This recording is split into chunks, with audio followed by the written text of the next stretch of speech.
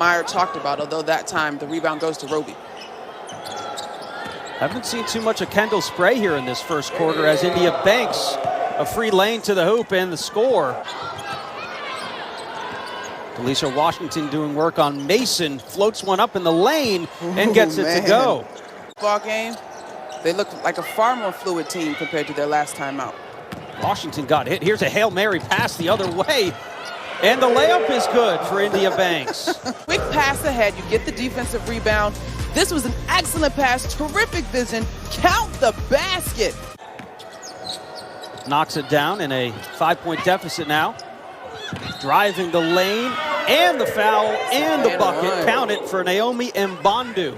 Open enough or just not getting in the right spots to get her shot off, but the leading scorer for this team, averaging 13 a game, has not gotten her shot off yet, really. I thought that was a good look and a strong take. A strong take by Tori Mason. Here's Clemson looking, again, we're trying to find their own transition, Sam, and it looks like it's going to be an and-one play. So Clemson is back in that man.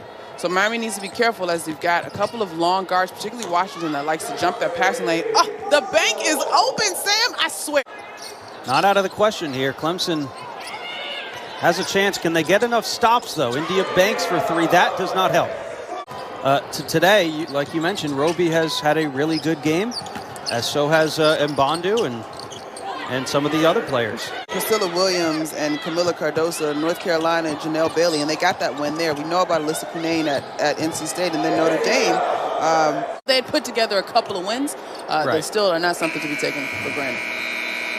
All right, so it's Miami with a pretty big win over a Clemson team that now drops to 8-2, 3-2 in the conference.